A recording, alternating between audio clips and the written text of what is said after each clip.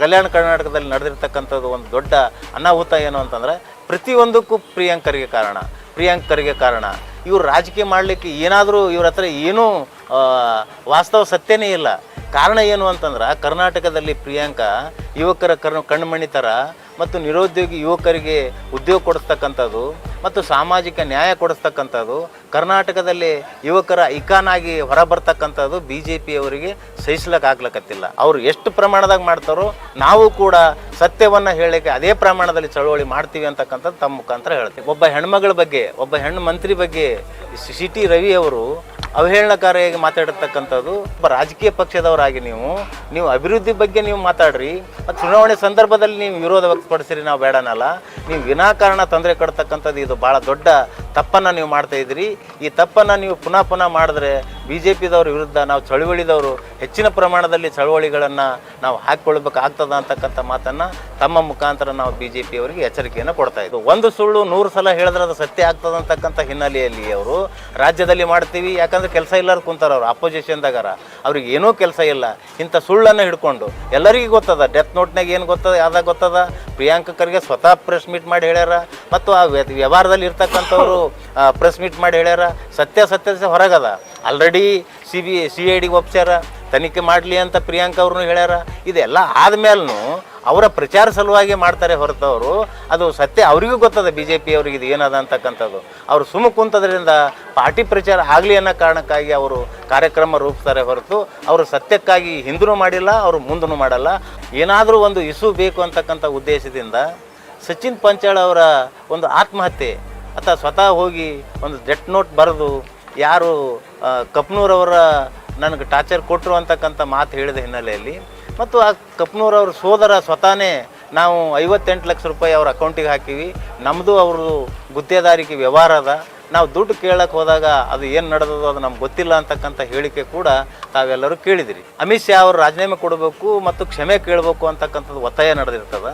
ಪ್ರಿಯಾಂಕರಿಗೆ ಅವರ ಕಡೆ B J ಪಿಯವರು ತಿರುಗಿ ವಿನಾಕಾರಣ ತೊಂದರೆ ಕೊಡ್ತಕ್ಕಂಥದ್ದನ್ನು ದಲಿತ ಸಂಘರ್ಷ ಸಮಿತಿಯವರು ಉಗ್ರವಾಗಿ ಖಂಡಿಸ್ತಾ, ಕಾರಣ ಏನು ಅಂತಂತಂದ್ರೆ ಕರ್ನಾಟಕದಲ್ಲಿ ಅದು ವಿಶೇಷವಾಗಿ ಕಲ್ಯಾಣ ಕರ್ನಾಟಕ ಭಾಗದಲ್ಲಿ ದಲಿತೇತರರು ಯಾರಾದರೂ ಆತ್ಮಹತ್ಯೆ ಮಾಡಿಕೊಂಡ್ರೆ ಅದನ್ನು ಬಿ ಜೆ ಪಿಯವರು ನೇರವಾಗಿ ಪ್ರಿಯಾಂಕರವ್ರನ್ನೇ ಹೊಣೆ ಮಾಡ್ತಕ್ಕಂಥದ್ದು ಒಂದು ಫ್ಯಾಷನ್ ಆಗಿಬಿಟ್ಟದ. ಮಂತ್ರಿ ಆಗಿರ್ತಕ್ಕಂಥವ್ರು ಯಾರೇ ಇರಲಿ ಅವ್ರಿಗೆ ಸ್ಪಂದಿಸ್ತಕ್ಕಂಥದ್ದು ಅವ್ರ ಕೆಲಸ.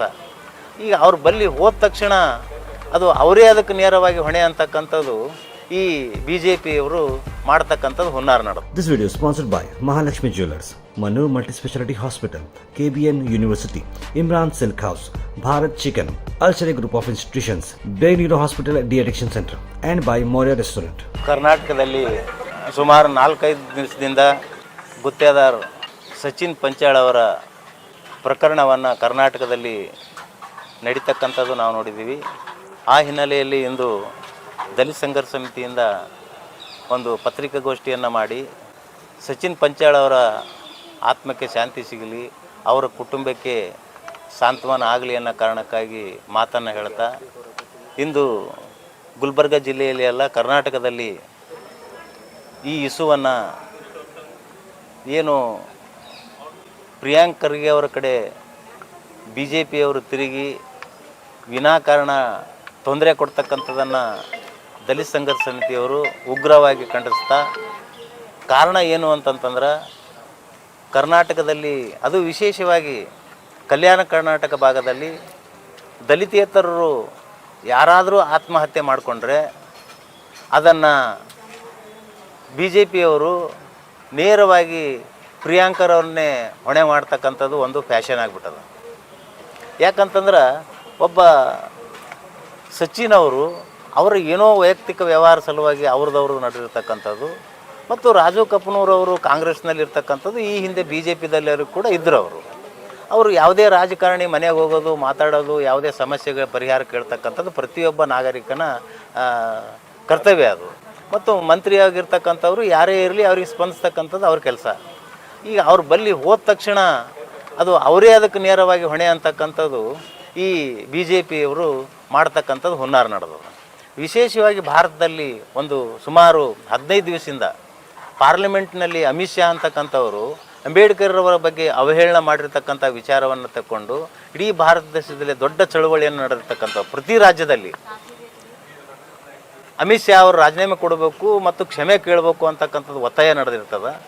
ಮತ್ತು ಅದರ ಜೊತೆಯಲ್ಲಿ ಬೆಳಗಾವಿ ನಡೆದಿರ್ತಕ್ಕಂಥ ಒಂದು ಅಧಿವೇಶನದಲ್ಲಿ ಒಬ್ಬ ಹೆಣ್ಮಗಳ ಬಗ್ಗೆ, ಒಬ್ಬ ಹೆಣ್ಣು ಮಂತ್ರಿ ಬಗ್ಗೆ CT ರವಿ ಅವರು ಅವಹೇಳನಕಾರಿಯಾಗಿ ಮಾತಾಡಿರ್ತಕ್ಕಂಥದ್ದು, ಅನೇಕ ವಿಚಾರಗಳನ್ನು ಮತ್ತು ಯಡಿಯೂರಪ್ಪನವರ ಪೋಸ್ಕೋ ಕೇಸನ್ನು, ಇಂಥ ಹಲವಾರು ಕೇಸುಗಳು ಕರ್ನಾಟಕದಲ್ಲಿ ಭಾಳ ದೊಡ್ಡ ಪ್ರಮಾಣದಲ್ಲಿ ಸುದ್ದಿ ಮಾಡೋದ್ರ ಜೊತೆಗೆ ಅವರ ತಪ್ಪನ್ನು ಎತ್ತಿ ಹಿಡಿಯೋದ್ರ ಜೊತೆಗೆ ಇಡೀ ದೇಶದ ಮತ್ತು ಕರ್ನಾಟಕ ಜನತೆ ಚಳುವಳಿ ಮಾಡ್ತಕ್ಕಂಥದ್ದು ಸಹಿಸಿಕೊಳ್ಳಾರದೆ ಏನಾದರೂ ಒಂದು ಇಶ್ಯೂ ಬೇಕು ಅಂತಕ್ಕಂಥ ಉದ್ದೇಶದಿಂದ ಸಚಿನ್ ಪಂಚಾಳ್ ಅವರ ಒಂದು ಆತ್ಮಹತ್ಯೆ ಅಥವಾ ಸ್ವತಃ ಹೋಗಿ ಒಂದು ಡೆತ್ ನೋಟ್ ಬರೆದು ಯಾರು ಕಪ್ನೂರವರ ನನಗೆ ಟಾರ್ಚರ್ ಕೊಟ್ಟರು ಅಂತಕ್ಕಂಥ ಮಾತು ಹೇಳಿದ ಹಿನ್ನೆಲೆಯಲ್ಲಿ ಮತ್ತು ಆ ಕಪ್ನೂರವ್ರ ಸೋದರ ಸ್ವತಃನೇ ನಾವು 58 ಲಕ್ಷ ರೂಪಾಯಿ ಅವ್ರ ಅಕೌಂಟಿಗೆ ಹಾಕಿವಿ, ನಮ್ಮದು ಅವ್ರದ್ದು ಗುತ್ತೇದಾರಿಕೆ ವ್ಯವಹಾರ ಅದ, ನಾವು ದುಡ್ಡು ಕೇಳಕ್ಕೆ ಹೋದಾಗ ಅದು ಏನು ನಡೆದದೋ ಅದು ನಮ್ಗೆ ಗೊತ್ತಿಲ್ಲ ಅಂತಕ್ಕಂಥ ಹೇಳಿಕೆ ಕೂಡ ತಾವೆಲ್ಲರೂ ಕೇಳಿದಿರಿ.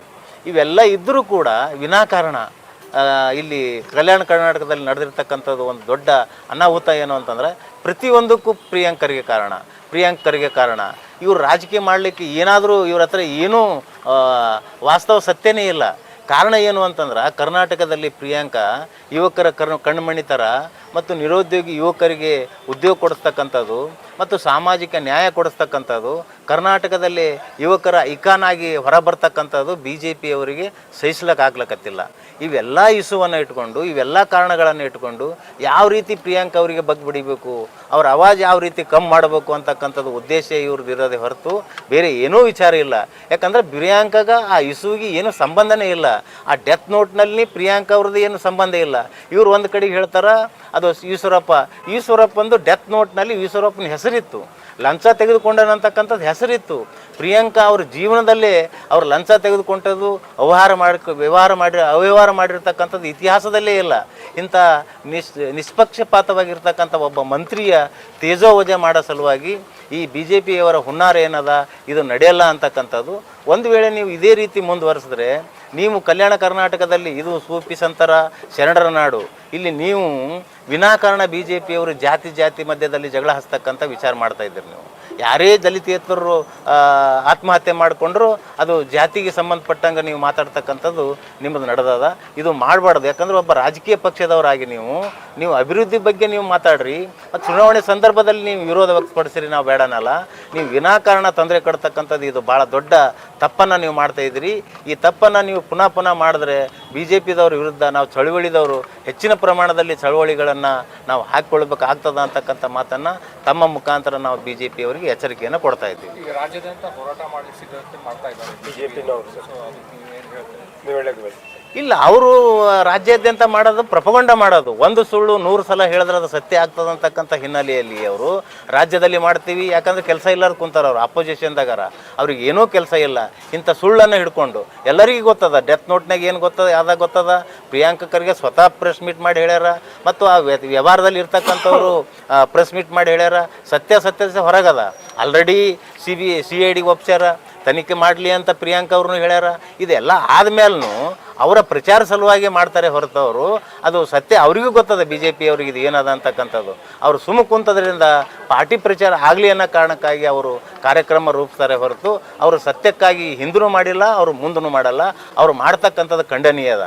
ಅವರು ಎಷ್ಟು ಪ್ರಮಾಣದಾಗ ಮಾಡ್ತಾರೋ ನಾವು ಕೂಡ ಸತ್ಯವನ್ನು ಹೇಳಲಿಕ್ಕೆ ಅದೇ ಪ್ರಮಾಣದಲ್ಲಿ ಚಳವಳಿ ಮಾಡ್ತೀವಿ ಅಂತಕ್ಕಂಥದ್ದು ತಮ್ಮ ಮುಖಾಂತರ ಹೇಳ್ತೀನಿ. ನನ್ನ ಹೆಸರು ಮರಿಯಪ್ಪ ಹಳ್ಳಿ, ದಲಿತ ಸಂಘರ್ಷ ಸಮಿತಿ ರಾಜ್ಯ ಸಂಘಟನಾ ಸಂಚಾಲಕರು. This video is sponsored by Mahalakshmi Jewelers, Manu Multispeciality Hospital, KBN University, Imran Silk House, Bharat Chicken, Alchemy Group of Institutions, Bay Neuro Hospital D-Addiction Center, and by Moria Restaurant.